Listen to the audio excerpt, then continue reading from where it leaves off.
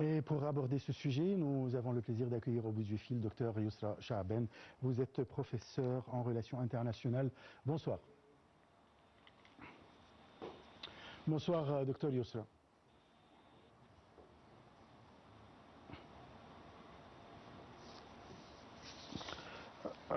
Bonsoir, Dr Yousra, vous m'entendez?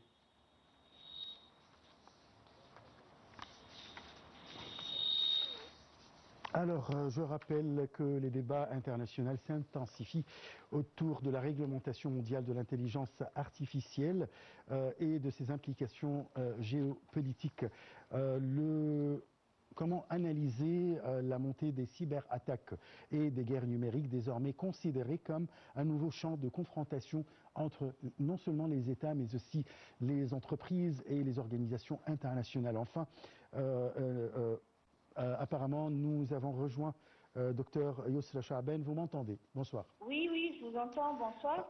Bonsoir. Alors, notre débat, c'est sur la cybersécurité et comment définir ce terme, la cybersécurité, dans le contexte géopolitique actuel. La cybersécurité est devenue une partie de la sécurité nationale, non seulement égyptienne, mais mondiale. Et je ne veux pas dire que c'est une arme ou c'est une menace vraiment, ou c'est une arme vraiment menaçante, mais on doit être vraiment très vigilant et l'État, même État comme citoyen, doit prendre en considération toutes les préventions et toutes les précautions nécessaires. Parce que vraiment, c'est une partie de la sécurité nationale de tout pays. Vous avez dit que c'est une partie de la sécurité nationale de tout pays, mais en même temps, ce n'est pas encore une arme. Mais pourtant, les cyberattaques sont devenues vraiment des armes stratégiques entre les États. Oui, c'est une arme très menaçante parce que la cybersécurité a des conséquences vraiment très graves.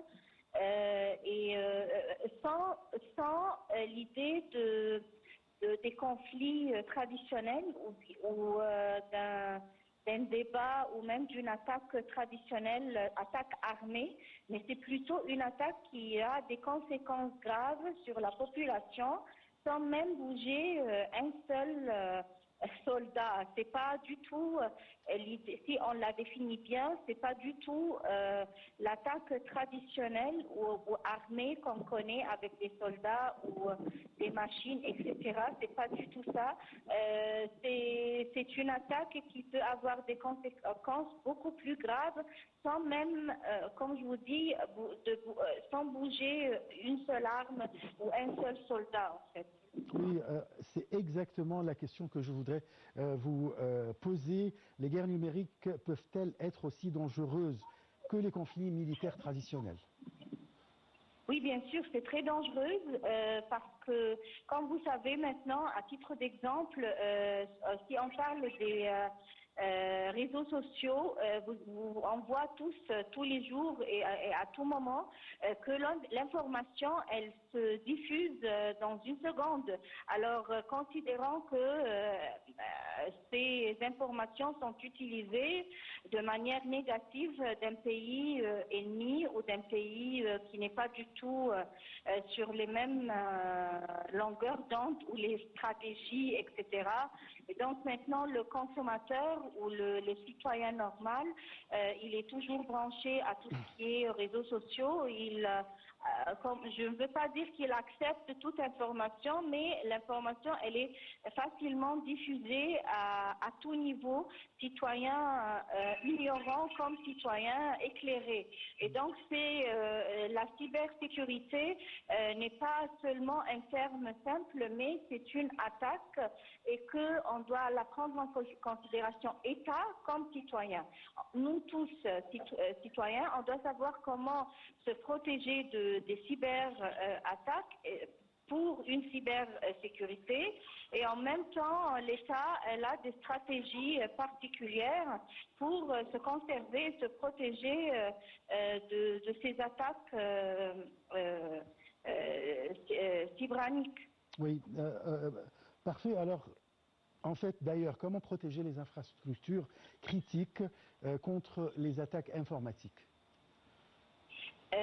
Et vous savez, il y a des secteurs qui sont plus touchés par la cybercriminalité beaucoup plus que d'autres secteurs. À mon avis, il faut que, par exemple, les secteurs publics, secteurs de télécommunications, secteurs de transport, et donc, à mon avis, l'État, déjà, elle a pris des pas concernant la conserve ou le backup des informations, d'avoir déjà un système sécurisé et confidentiel dans chacune de ces institutions publiques, dans chacun de ces secteurs publics.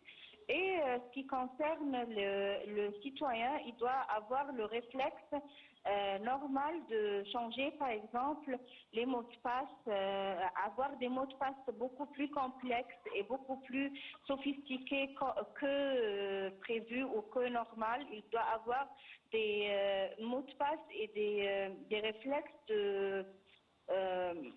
comme je vous dis, de backup, de conserve, de protection. Il doit savoir que les attaques peuvent...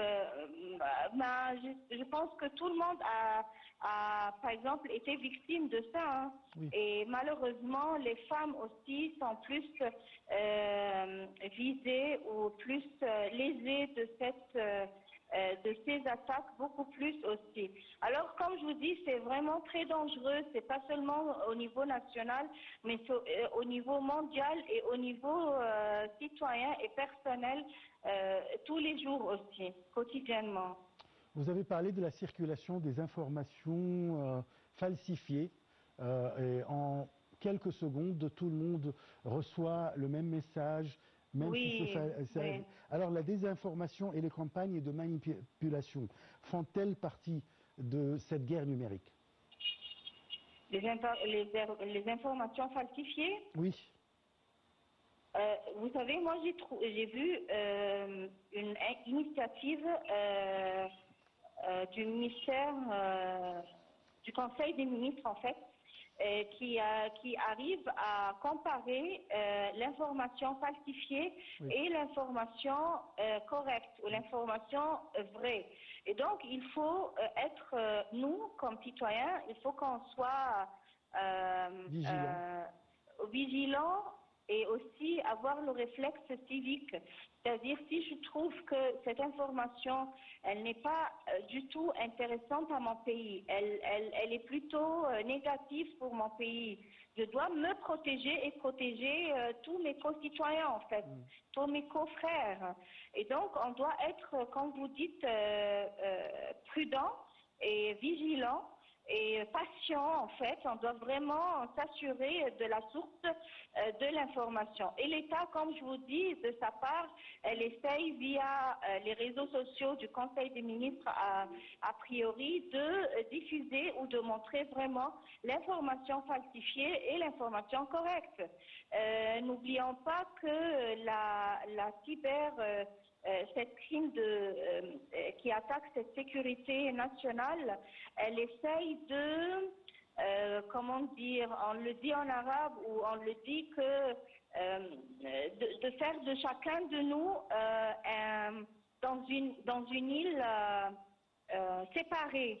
Donc être dans une île séparée tout seul, ça veut dire que je peux vraiment dominer et je peux vraiment vous diffuser l'information que je veux. Et ça, c'est très très dangereux. Et on le trouve et on le voit vraiment sur nos enfants, dans toutes les familles, etc. Être derrière un écran, c'est tout seul, c'est vraiment très dangereux parce qu'on ne sait pas qui fait quoi et quelle dominance et quelle information on reçoit et après on la diffuse.